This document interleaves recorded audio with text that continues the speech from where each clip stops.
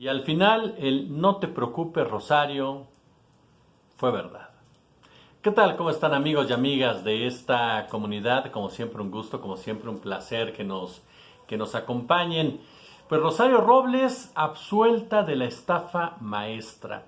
Pero quiero profundizar con ustedes. Hemos sido testigos en los últimos días de diferentes decisiones del Poder Judicial que hacen pensar muy, pero muy mal y que todos tienen un punto en común, llamado Enrique Peña Nieto.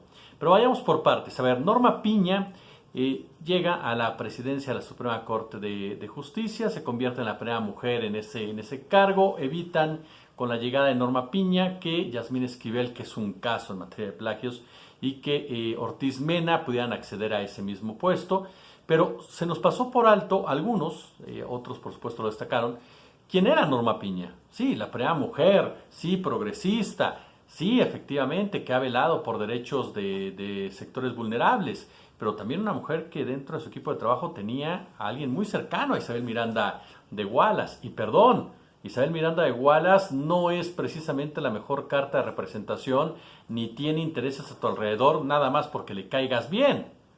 Y dos, Norma Piña fue impulsada por Enrique Peña Nieto, y eso lo mencionamos precisamente en esta comunidad, ustedes lo saben, al momento de hacer el análisis de su llegada a la presidencia de la Suprema Corte de Justicia. Pues eso empezó a generar ya polémica, comentarios a raíz de las renuncias que se dieron en el Instituto de la Defensoría, gente que durante muchos años luchó, peleó por sentencias justas, porque se respetaran los derechos de personas víctimas de tortura, como los que han sido señalados de manera injusta por Isabel Miranda de Wallace, que tienen años en la cárcel sin condena, el caso de Brenda Quevedo, el caso de Israel Vallarta por el montaje del caso Florence Cassés. En fin, todas estas personas se fueron, ¿no?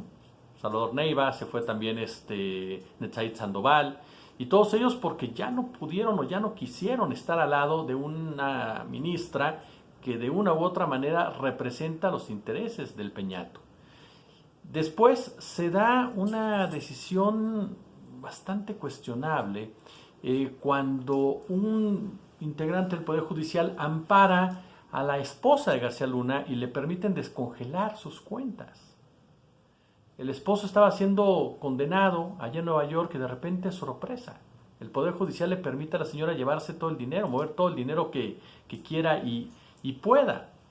Y después nos enteramos que Alejandro Gutiérrez, quien fuera secretario general del PRI en la época de Manlio Fabio Beltrones, involucrado en la operación Zafiro, de donde se desviaron recursos para las campañas del PRI durante la gestión de Enrique Peña Nieto, y que tuvo como protagonista a César Duarte, a Luis Videgaray y demás personajes, José Antonio Meade, el honesto José Antonio Meade. Pues caray, también ya le dijeron que no tiene problema alguno, se acabó su arresto, el señor Alejandro Gutiérrez está en arresto domiciliario, pero también ya, sin problema alguno, a pesar de los señalamientos que hubo en su contra, bien sustentados, bien argumentados. Y la cereza en el pastel se da con Rosario Robles Berlanga. Rosario Robles, que dice el juez que por errores administrativos pues es inocente de la estafa maestra, otro desvío millonario en el gobierno de Peña Nieto para beneficio del partido en ese momento en el poder. ¿Corrupción en el Poder Judicial? Por supuesto, que hay un sector del Poder Judicial que defiende los viejos intereses de la oligarquía partidocrática. Por supuesto, no se puede negar, hombre. Hay personas con justa razón que dicen en dónde están las pruebas. Bueno, no solamente se trata, por supuesto, de mostrarlas físicamente, también de analizar los antecedentes, los contextos, las relaciones, los intereses. Y ahí es cuando descubres en dónde se mueven este tipo de personajes, y que no es casualidad que hayan dejado libres a dos personajes involucrados con los millonarios desfalcos en la época de Peña Nieto, cuando en la Suprema Corte de Justicia hay una peñista en toda la extensión de la palabra. Pero eso no exime, por supuesto, al fiscal general de la República. Vamos ahora a ese punto con Alejandro Gertz Manero. Alejandro Gertz Manero, que es el eslabón perdido, porque el fiscal, pues hombre, en el caso de Rosario Robles, lo dejó perder, esa es la verdad de las cosas. En muchas ocasiones los abogados de la fiscalía no tenían ni idea de lo que estaban haciendo. Dejó morir el asunto el fiscal general de la República. ¿Qué fue lo que pasó en Chihuahua?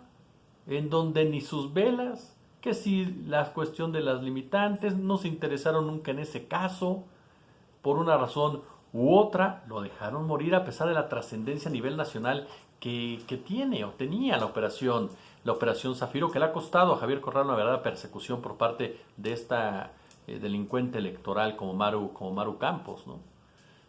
Y un punto que vale mucho la pena, Hertz Manero lo hemos dicho y nos lo comentaba en este mismo espacio Anabel Hernández, Hertz Manero protege a García Luna y lo protege no por García Luna, sino por el sistema que los ha creado a ambos.